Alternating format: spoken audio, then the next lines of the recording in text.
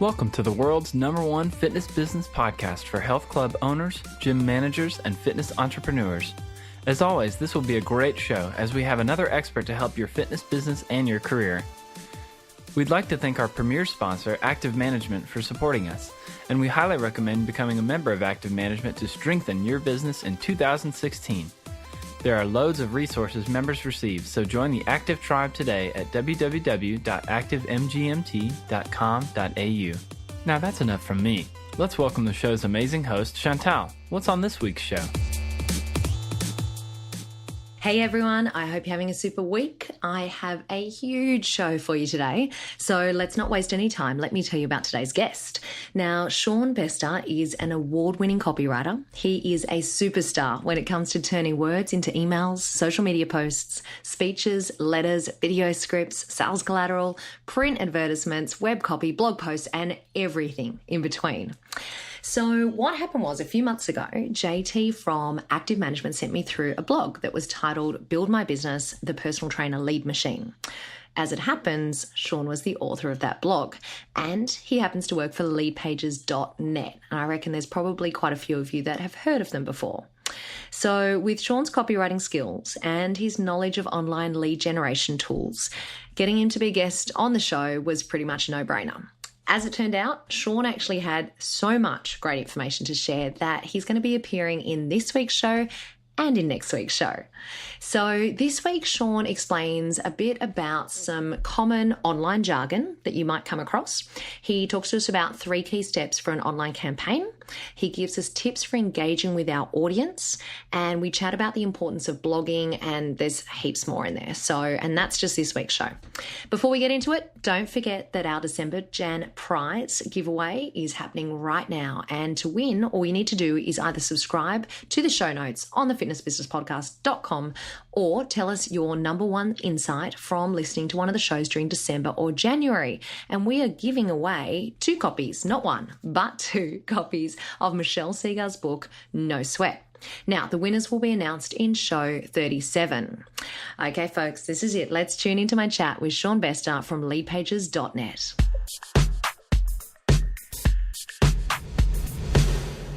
Sean, welcome to the show. Now, I've got a huge list of questions and I'm going to pick your brain about all things online. I hope that's okay. I thought we'd start off today by going through a glossary of terms for online marketing. So do you want to help us out with a few definitions if I throw some words your way?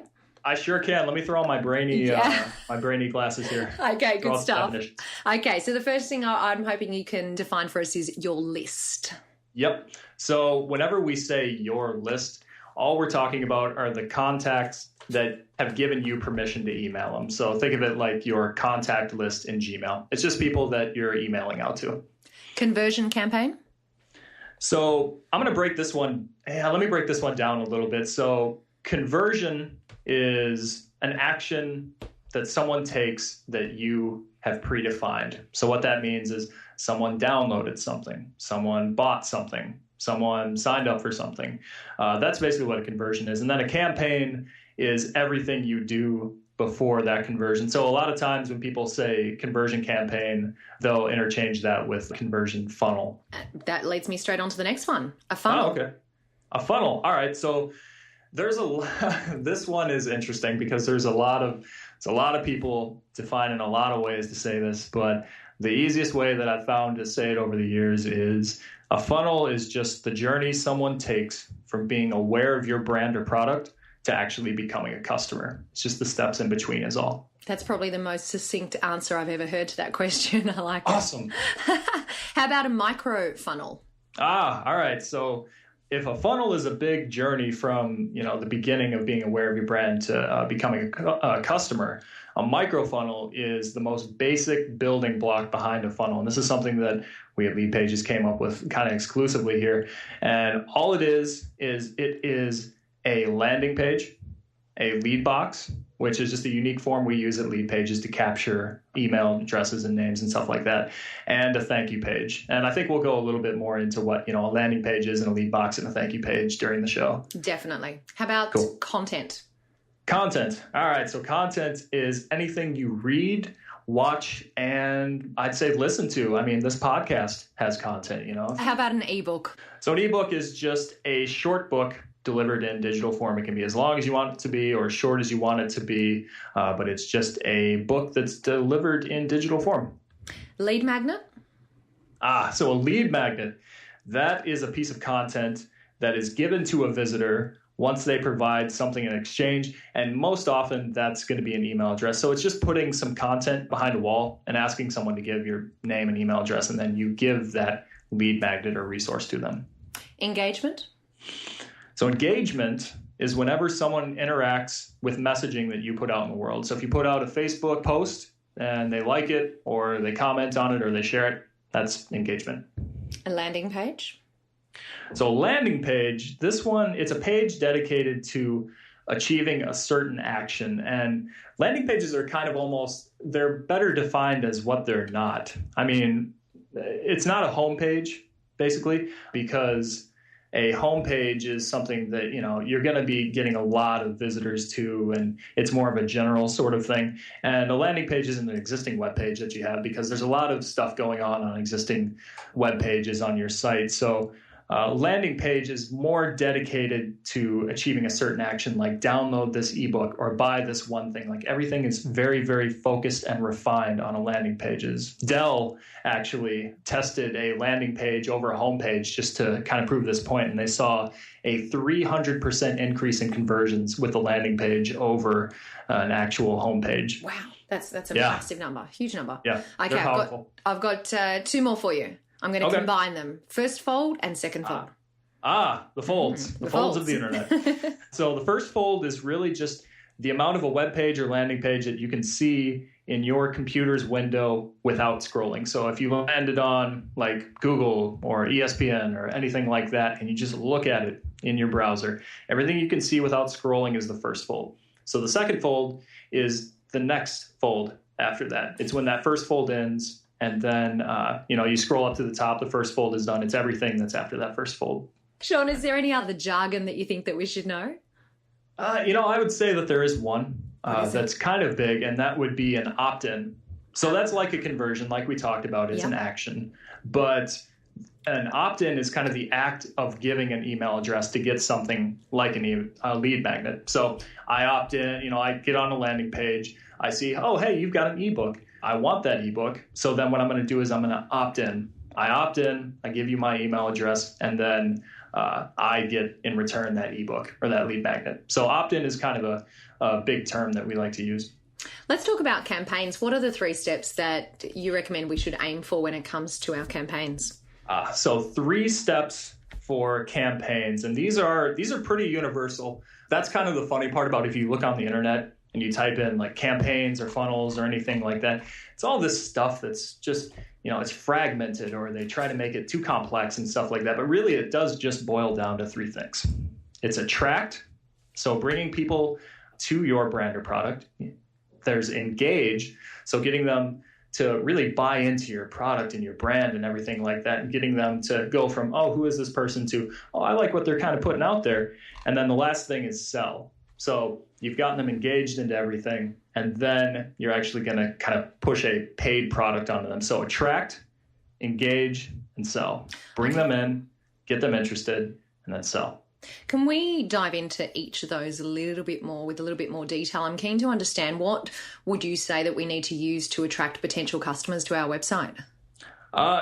There's a bunch of things you can use, and I'm gonna mention something on the outright here. I want to mention that when I'm talking about, these funnels and attract and engage and sell, I do talk a lot about landing pages, because as you'll see if you go into the blog post in the show notes there, I'm really not convinced that relying on paid media and a homepage is viable for the personal training business anymore. I mean, I think that it is very valuable to have a homepage, to potentially have that real estate.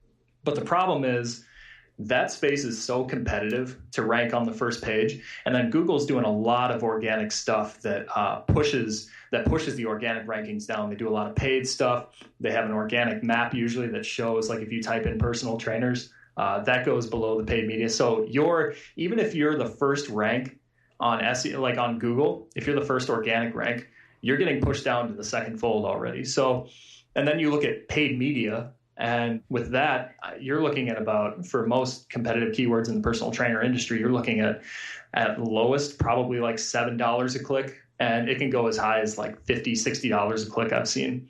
So when I talk about these methods in terms of attract and engage and sell, I'm usually going to stay away from paid media, and I'm going to stay away from using a homepage as a viable solution in there. I will be talking a lot more about, landing pages and stuff like that. But in terms of attracting people to a website, to get them into that funnel, I would say that one of the big things is social media. You can leverage Twitter, you can leverage Facebook, you can leverage YouTube with videos that can be shared on Facebook and Twitter. And then you can go for the more professional route of LinkedIn, publish some stuff on there, get into some groups, post your own influenced messaging. You can also do organic stuff. So like what we talked about, you can get these landing pages to rank in Google. You can get them to rank in these search engines. You can email people. So what we talked about at the top of the podcast with your list, you can get people into the funnel. If you already have a dedicated fan base, you can email them, and that directly puts them into the funnel. Or you can do stuff like affiliate marketing. Think of P90X. They have the Beachbody. They have the Beachbody coaches, I think it is, and they kind of spread the word. So then whenever anything happens, they notify their fan base that they built up, and then by doing that, they go into the top of your funnel. So those are a couple ways to attract people into the top of your funnel. So when you talk about attracting them somewhere else or online, a majority of the stuff, because this funnel is mostly going to be online, you'll see that, again, in that blog post, it does end with you can have a digital sort of sale where you do sell somebody online, or you can have a non-digital one where they meet up at like a boot camp and then they sign a contract or do something verbal. But you never really mix them all in the process. You usually do either all digital stuff or all non-digital stuff throughout the funnel. And I would say that most of the time you are going to do online stuff, but there are times where you can do other things. I mean, you don't have to specifically target them in a browser. You can use lead digits, which is something that we've used, that you can just take advantage of phones and SMS and stuff like that to get people to go from their cell phone onto like more of a browser or onto their computer or something like that. But in terms of marketing this content that even exists, I would say that it is a lot about the traffic sources we talked about: social media, organic stuff, email, affiliate marketing. It is leveraging those, connecting them, and pushing that message out to audiences. Okay, so let's dive into some of those channels like Facebook, Twitter, Instagram, that type of thing. So what if I keep my Facebook account quite separate from my work? Can you dive into that a little bit? How do we best manage that situation? Yep. No, that's one that I've ran into quite a bit. Yeah. We've had my cousin, who's a personal trainer. At first, he was kind of doing everything on his personal wall, but the thing with that is you kind of mix audiences, which is a little bit different. Like I'm a copywriter, right? A lot of my friends didn't become friends with me because I'm a copywriter. They became friends with me because I make terrible movie jokes and all that stuff. So it's tough to mix the two. If you do have a strong brand, like I think of a guy like Gary Vaynerchuk, he is very much his brand. Yeah. He's his own person. So with that sort of instance, then it's going to be, you can do it on your personal one. But I do think that you should kind of separate the two and definitely have a second thing in there. And then the second question that I get whenever I make that recommendation is, well, I've started a new Facebook page. What do I do? I mean, that starts out at 0 friends. This isn't like MySpace where Tom is always your first friend, You start out with no one. So what do? And people always rely on Facebook's kind of their default thing where you can go onto your own personal page and then you can just click that spammy sort of like, hey, invite everyone. And they get a notification like, Sean has invited you to join this group. And you know what happens most of the time when you do that? Tell us. People don't. They don't really do it. They just kind of go, they click it. So the number 1 is gone on Facebook. The notification's gone and they don't join your group. So what I recommend when you do that is you just craft a personal message to the people you think would be really into it. So you actually, you can write the same message and just copy and paste it. Just, treat it like a Mad Lib, but message those people that you think would be on there, because that's a little bit more personal than just hey, you get a notification like join this group with no context. I think that that's the best way to get people onto more of a separate Facebook page that you've made that's not your personal one. Great suggestion. Let's talk about Twitter. Do you want to tell us a little bit about the search function that allows us to target people? Absolutely. So one of the cool things about, if you specialize in an area, so let's say personal training again, you could treat Twitter almost like Google. You could do the word workout, a keyword workout. And you can go onto Twitter and you can go into their little search bar on the top right side and you can type in workout. And then from there, it's going to bring up all the top and live tweets that people are feeding into Twitter in real time.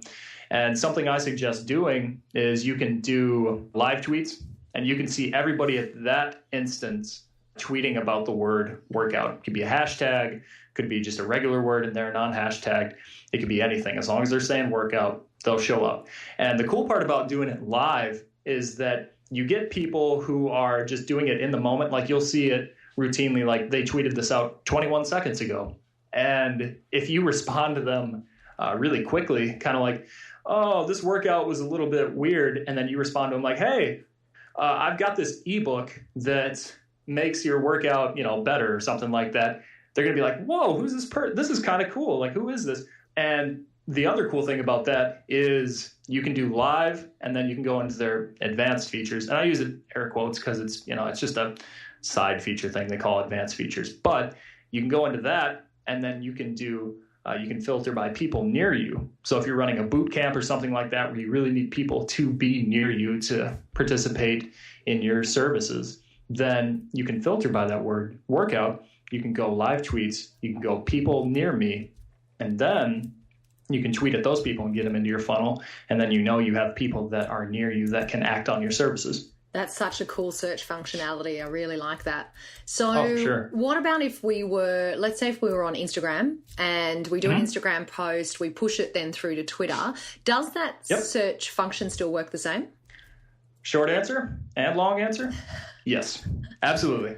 Yeah, if it's on Twitter, it is indexed and it is searchable. So if you put in workout on Instagram, you push it over to Twitter, Twitter indexes it, and it's just going to act like another Twitter post.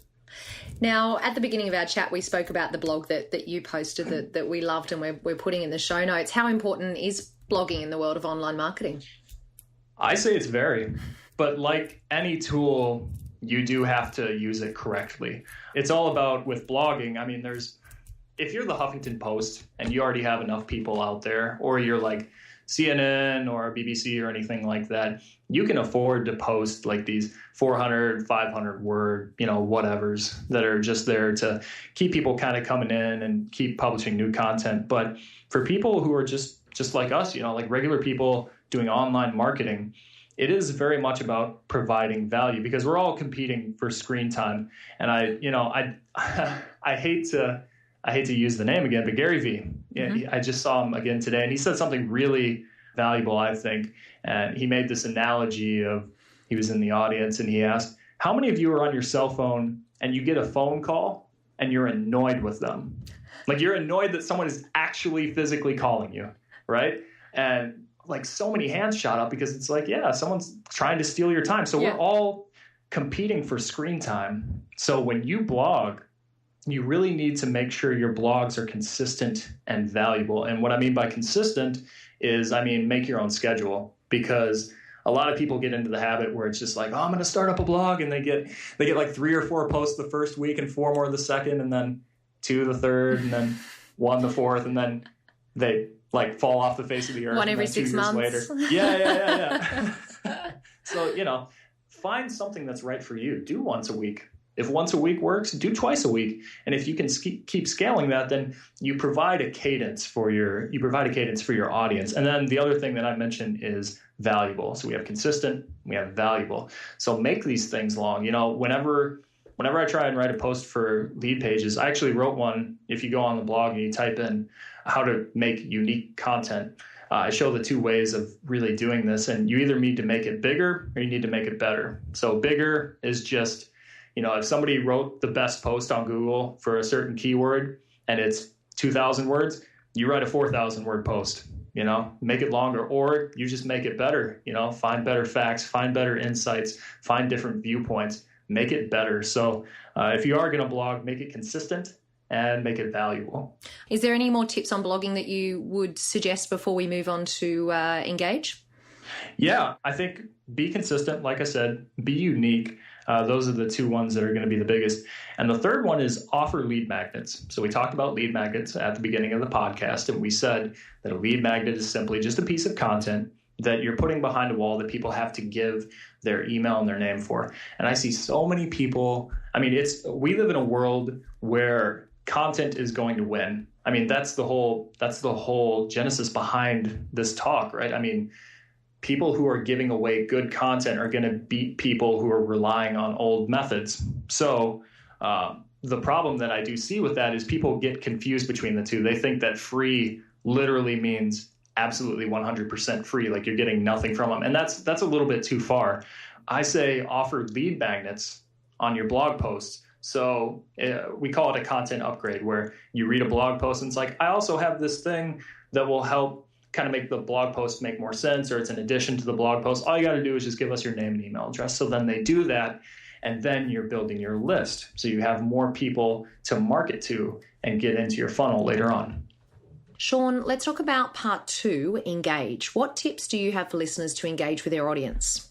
Yeah, so one of the things that I want people to make sure is the engage section isn't necessarily where they take their first action. Their first action should definitely be through attract. So when we're talking about online marketing, if you're posting on Facebook and Twitter and stuff like that, they do have to click through to get into your funnel, or to get into that landing page, or to get into the engage part of things. So that's where your first action should be. But when we start talking about getting things and receiving things in return, engagement, yeah, that's absolutely where it is. And that's where the opt-ins that we talked about starts to happen. Cool. And needless to say, there are thousands of templates for LeadPages. Do you want to give us an idea of how we should go about choosing one that will work? Yeah, it's a daunting process. I'll admit that.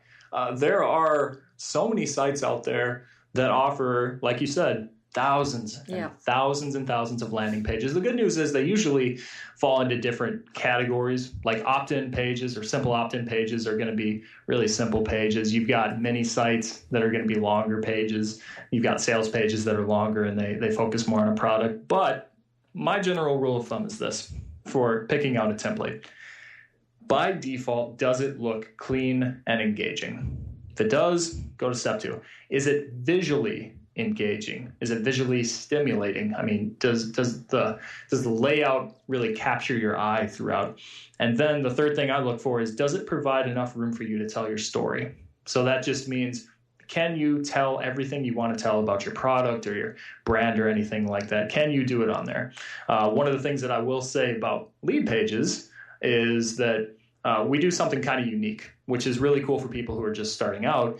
And we have a bunch of templates that we offer and stuff like that. But in all these categories, you can click this button called Sort by Highest Conversion Rate. So right out of the box, you can see these templates that are already getting leads and already capturing conversions for customers out there. So it sorts it by kind of like the best ones at the top, the ones that are working the most. So you're already getting templates that work. That's really cool. You mentioned in there the visual side of things. Do you want to let us know, is there any kind of absolutely critical factors or is there any colors that are important when we're choosing a format? Yeah. So 4 of them that I would mention, if I could, I'll do 4 here. I would say the biggest, and I'll do these sorting by biggest to least important, although least important is still the most important because these are 4 things that you absolutely do need to look for. The first one being multiple opt-in opportunities. So I can't tell you how many landing pages I've seen designed that are so gorgeous. I look at them and I feel like I should be in some sort of museum. I weep tears. They are beautiful. Unfortunately, these beautiful pages do not convert because they don't have an opt-in button. They don't have a place where you can buy something or opt into something or, download something. They don't have them. So if they can't buy your product or get your product, then what good is the page for anyway? So make sure that it does usually have multiple opt-ins, especially on the first fold, which is the second part that I would get to. Any page you get should have a stunning first fold. Mm-hmm. And again, that's that section where by default, you land on it on a web page and you see it in your browser, and that's going to be the first fold. So it needs to be stunning. Think of a big splashed image on there with a big bold headline, a little bit of a description, and a call to action button. Those are the most simple ones, but they're the most effective. You see places like Dropbox, you see places like Spotify, they're all kind of adopting this methodology. So that's one of the big things. The third thing I would say is a countdown timer, because that's going to add a lot of urgency. It's going to be a good urgency appeal for people. When they see a static date, or you've just written in like sign up by Tuesday the 31st, that doesn't really get anybody going. That's just a far away date that they can't visualize. But with a countdown timer, they can see the seconds and minutes and hours ticking down, and nobody wants to be on the other side looking in, So that's kind of a big one. And then the fourth one I'd say is social proof, testimonials as featured in logos, where you've been, who uses this product, or who's read this. Those kind of things are really big, because anybody can tell you they're good, but if other people tell you that it's good, then it's going to be a hit. Just think of Yelp. Yelp started off that way. There was no real way to tell if something was good. So then they needed social proof, reviews. And so if you can get that sort of social proof on your page, that's going to be big. And then you mentioned colors. Yeah. And I would say, colors are really important. You're going to brand them however you want with your brand colors. But one thing I'd like to mention with color is that color is going to help pull focus and do what we call design for direction. And all that means is that whenever you hit a landing page or any sort of web page, your eye naturally goes to different spots on a page, because that's the most visually stimulating part. And so color is going to be really big in that, because some of the coolest landing pages we see are like white background, black text, but then one word in that black text is going to be green, or that call to action button is going to be green. And those are the places you want to pull, maybe on that template, you want to pull focus to, because that one word is proven, like results is in green. And people are going to say, oh, this gets results. And then the next thing they'll see in green is the call to action button. It's like, oh, that's where I should go to get results. So colors are important in that sense. And then just to review, multiple opt-in opportunities, stunning first fold, countdown timers, and social proof are really big. Listeners, as promised, this has been part one of my interview with Sean Bester from LeadPages.net. As you can hear, Sean is a fountain of information. So we're going to finish today's chat here. Then next week, make sure you tune in when I chat to him about copywriting, steps from opt-in to content delivery, asking for the sale, and last but not least, Sean's going to tell us a little bit more about LeadPages.net. The Fitness Business Podcast is very appreciative of our podcast partners. Here's a quick word from one of our partners. As you know, one of our goals at the Fitness Business Podcast is to help you grow your business. So I love it when I can tell you about solutions to help you do just that. One of our podcast sponsors is Tribe Team Training, and I'll tell you exactly why you need to remember that name. Let me start by asking you 3 questions. Is your club struggling to grow your membership numbers because of more and more competition? Is your club under pressure to reduce membership fees for your existing members? Do you lose members who go to niche small group programs like CrossFit, boot camps, and boxing, where they often pay double what they're paying with you? Well, the good news is that some clubs have found a new way to grow their club's revenue and profit without having to sell extra memberships. They're doing this by implementing a highly profitable small group training system called Tribe Team Training. In fact, one regional club with only 600 members takes over $200,000 per year on top of their membership fees from their Tribe Team Training program. So, what's it all about? Well, Tribe Team Training is a complete small group training business system that helps clubs make more money without having to sell more memberships. Whether you're currently running small group training or not, it is worth taking the time to see what Tribe Team Training can add to your business. In fact, some clubs have grown to over 30, 40, and 50 sessions per week with members paying $10 to $15 extra per session. Most clubs have underutilized space or time that can be generating extra cash for the club, extra work for the trainers and the Group X instructors, plus delivering outstanding results for members. The Tribe programs work on large exercise floors and in small functional training spaces with as little as 60 square meters. You may have already have functional training equipment, but without the consistent delivery of fresh programs, it's difficult to take maximum advantage of it. Now, regardless of the success of your current programs, Tribe is offering club owners a free online briefing so you can see for yourself the difference between team training and small group training, the difference it can make to your members, the opportunities it gives to your trainers and instructors, and the extra income it can add to your club. So, to register for your free briefing, all you need to do is head over to tribeteamtraining.com or tribeteamtraining.com.au. Let me tell you those addresses again. It's tribeteamtraining.com or tribeteamtraining.com.au. And of course, a copy of both of those website links will be in today's show notes. It's time for the Fitness Business Podcast Wrap. Here are just a few of my favorite highlights from today's chat with Sean Bester. He said that campaigns are about three main things: attract, engage, and sell. To attract people into your campaign funnel, make sure you ensure that you leverage social media channels. Now, when it comes to Facebook, you can grow your Facebook page by crafting a personal message to the people you think would be most interested in your business page. That is, rather than relying on the automatic function that Facebook gives you. Last but not least, when it comes to blogging, make sure your blogs are consistent and valuable. And as you can hear, Sean knows exactly what he's talking about. Don't forget, Sean is back as our guest once again next week, and we're going to be talking copywriting, steps from opt-in to content delivery, asking for the sale, and much more.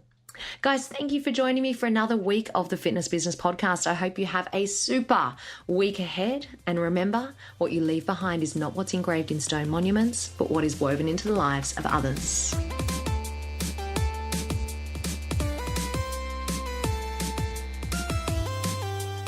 Great show this week that you should be suffering DOMs, delayed onset mind soreness, as you are overloaded, and that's when your mind is strengthened. You and your business have been strengthened thanks to the amazing support of our premier sponsor, Active Management. Check out www.activemgmt.com.au only if you want to strengthen your business and your leadership. Don't forget, all today's links and notes are found at www.fitnessbusinesspodcast.com, where you can also subscribe and never miss a show and maybe win a prize. Next week is another incredible guest with Chantal, so get ready for more Fit Bizpiration.